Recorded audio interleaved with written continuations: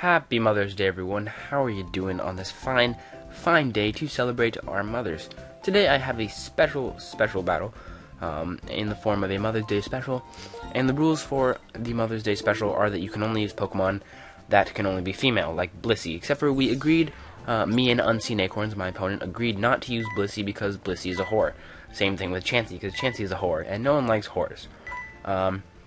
And I do have to apologize for this kind of bad narration, but I have guests over, and relatives and stuff, so I don't want to be too obnoxious with my narration. Now, I'm looking at his team, and I'm thinking, Froslass is going to be good. A good lead against basically anything he wants to lead off with, because I can taunt his entire team, because I am faster than his entire team, barring a Scarf Latias or a Scarf Nidoqueen. So I'm looking, like, pretty good. I'm thinking, taunt whatever wants to lead off, and then I can set up my hazards and stuff. So he's actually going to lead off with his Wormadam, I think. MILF, because this thing is super sexy. I mean, look at that. That's so sexy. Man, just sexy right there. I have some hot Wormadam action. But anyways, guys, I'm going to taunt him because I don't want him to set up any Stealth Rocks or Spikes or Toxic or anything like that. And then I'm going to take this opportunity, because I know he's going to switch out, and I'm going to take this opportunity to set up some Spikes as he goes out into Kangaskhan. And I know that this thing is probably going to fake out, but I also know that it has the Scrappy ability, as do all Kangaskhan's, including mine. So I'm going to switch. I'm going to switch out into my own Wormadam, to take the fake out very, very deliciously, as usual, because that's just what happens. And sorry for that back, you can hear that. Anyways, so he's gonna Drain Punch me, just try and get a little damage as I go for the Stealth Rocks, because Stealth Rocks are good.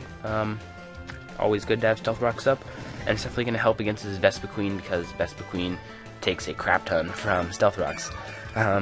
Yeah, it takes like half damage from Stealth Rocks, so I definitely want to get those up as soon as possible. But he's going to switch out, seeing that he's not doing anything to me. He's going to go out and do his own Wormadam, I believe, as I just go for the Gyro Ball. No, actually I go for the Toxic, because I wanted to Toxic that Kangaskhan, but he goes out and do his Burma, either predicting that, or just, knowing that his Burma can wall, his Wormadam can wall my Wormadam. Not sure, but whatever. He's going to set the Stealth Rocks as I go for my Gyro Ball. Just trying to scout, see how defensive he is, or how, what kind of build he is.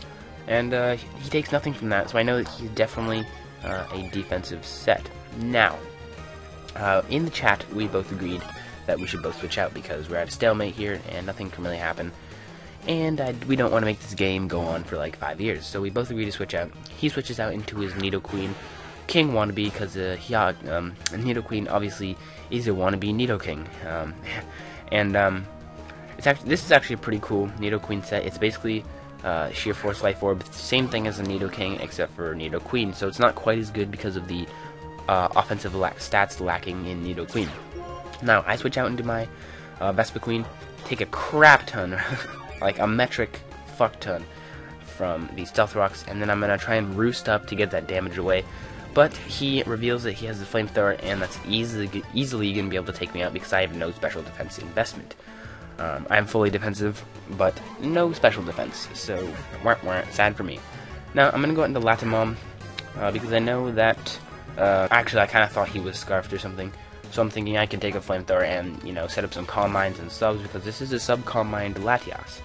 But, unfortunately, he's going to go out into his Burma, I guess, knowing that this thing can basically wall me to the end of days, as I set up a substitute, as said before.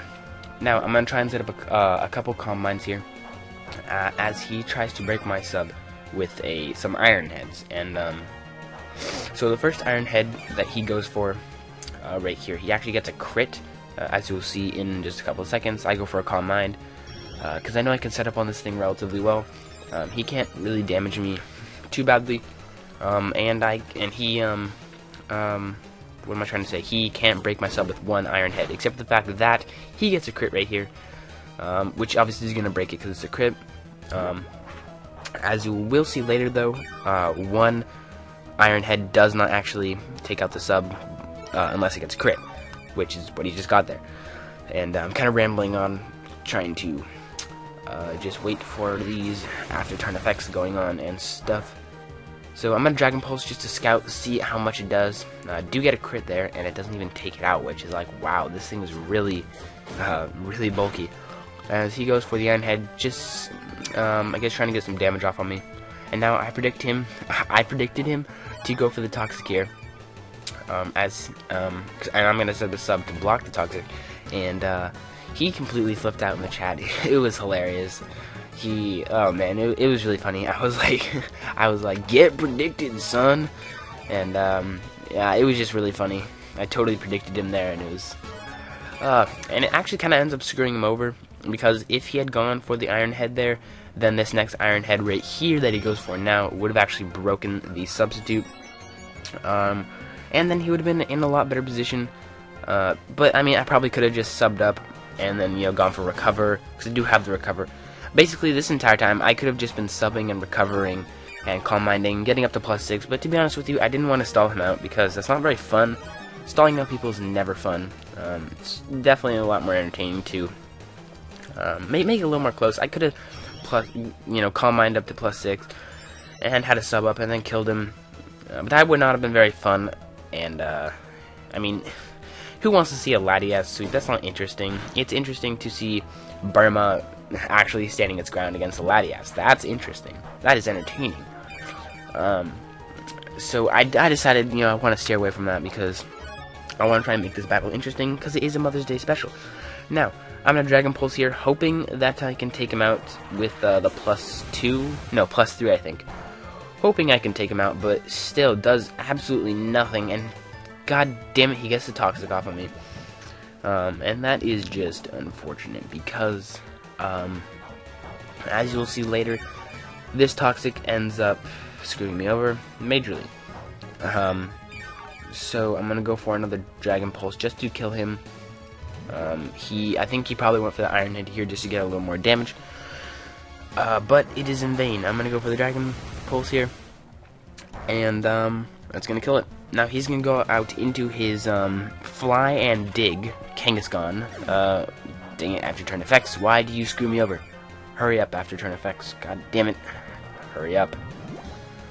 Anyways, he's gonna go out into Fly and Dig, and I'm really hoping that this thing will go for the Sucker Punch here and not the Fake Out, because I don't know if I can live Fake Out and Toxic damage.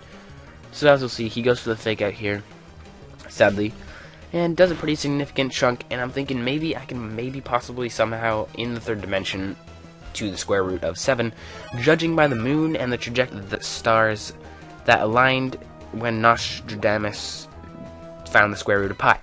I do actually live, though, which is funny, and now I'm going to predict him to go for the Sucker Punch, and I'm going to recover up, and I'm going to get all that delicious HP back, except for it's really not that much HP, because obviously he has a Toxic off on me, and that's going to be whittling my HP down very slowly, and in progressive damage wiseness. That doesn't make any sense, but whatever, we're going to go with it. I'm going to predict him to go for another Sucker Punch, and I'm going to go for another Recover, so that's just hilarious.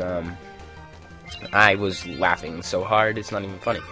Man, Kangaskhan's so cool. It has like that little baby thing, and the baby thing actually like closes its eyes if you look at its sprite, so I think that's actually pretty cool. Definitely attention to detail there, Game Freak. Nice. I give you props.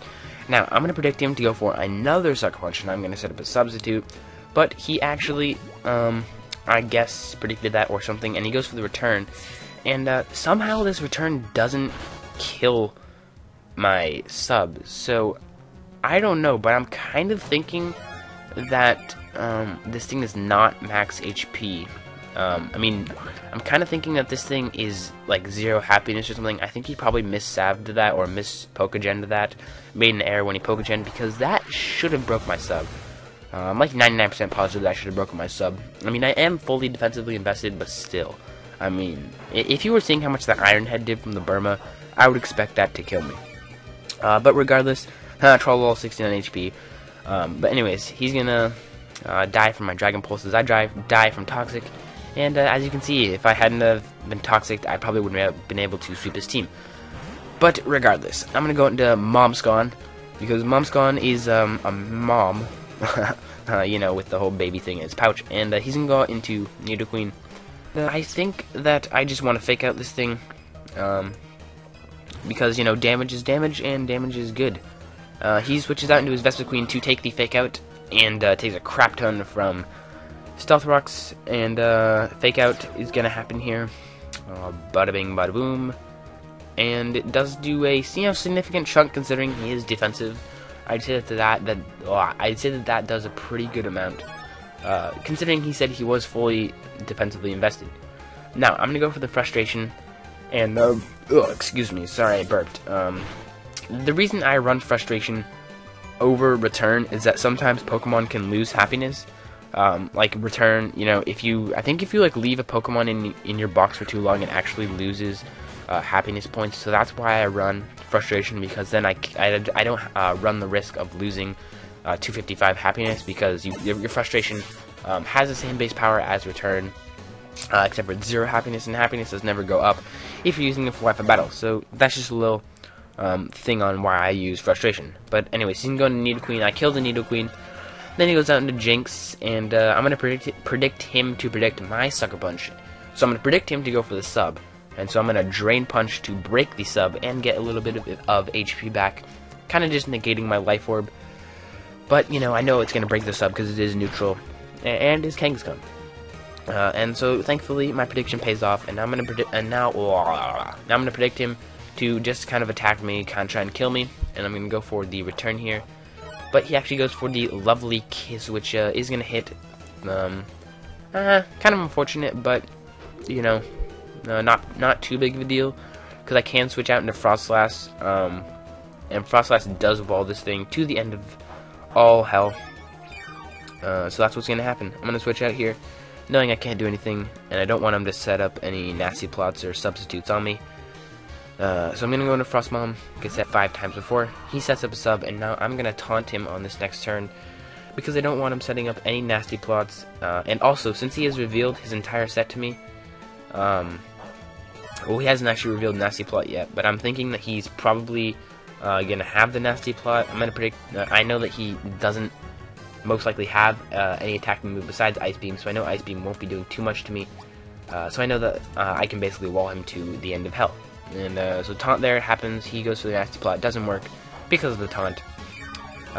Getting some lefties, recovery, all good, all good. And now he's just going to attack me with Ice Beam, doesn't really have any options here. I believe I just try an Ice Beam to break his sub.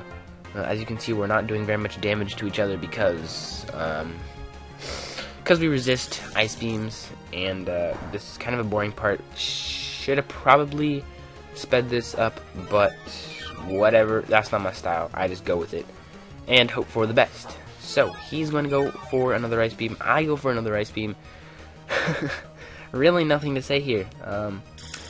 So I guess I'll talk about something else. Hope you guys are having a great Mother's Day. Go give your mom a kiss. I made my mom breakfast today, and it was pretty good breakfast. I had some bacon, some eggs, some toast, and some coffee, some, hash browns. So yeah, it was really just delicious breakfast. But back to the battle, guys. His taunt wears off as I break his sub. And now I'm going to go for another taunt, because I don't want him setting up another sub, because that would be quite annoying. But I guess he either was not paying attention to the sub counter, taunt counter, I mean, or he just didn't want to make the battle go on forever, or, you know, whatever, something along that lines. Maybe he knew I was going to go for the taunt. And he just goes for another Ice Beam. And now, just to spite him, I'm going to go for the Pain Split right here, just to laugh in his face, because that's what I do. I like laughing in people's face. I like spiting them, even when I know I can win. And yeah, that was just hilarious. He was like freaking out in the chat again. It was funny. Anyways, he's gonna kill me with another Ice Beam, and he's sitting in yellow HP, and I'm thinking that most likely, like barring a somehow like super mega awesome ultra super crit mega awesomeness, I can kill him with a couple Gyro Balls. So I'm gonna go into Wormadam. And Gyro Ball, he goes for the Ice Beam, just trying to somehow get a super mega awesome uber crit on me. Doesn't work. It does about like a third HP about, and Gyro Ball's easily gonna be able to take him out because Jinx is actually surprisingly fast. A lot of people don't know, but Jinx is actually like a pretty fast poke. I think it's like base 112 or something like that. So yeah, a lot of people don't know that, but it's actually really fast. Now he's gonna go out into his, I believe, final poke, Latias, and he actually asked me in the chat what I had left because obviously he's choiced, and I told him that I had that stuff, and he said, whatever, screw it, I'm just gonna go for the Draco Meteor, and it doesn't even kill me because I'm that awesome, which I just thought was hilarious, and I'm gonna Gyro Ball him, just trying to get a little bit of damage. Not sure if this Latias suspects, although I kind of suspect that it suspects that it is Scarfed, because I'm pretty sure a Choice Specs one would have taken me out. But he's actually now going to forfeit the battle because he knows that he cannot win. So good game, Unseen Acorns. Once again, we've had so many battles and they're all good. I finally beat you this time. So I'll look forward to the next battle we have because I'm sure we'll have many more battles from here. But guys, thank you for watching. Have a great Mother's Day. Go say hi to your mom, and hope that your Mother's Day has been great so far. I will catch with another Wi-Fi battle. So see you guys later. Bye.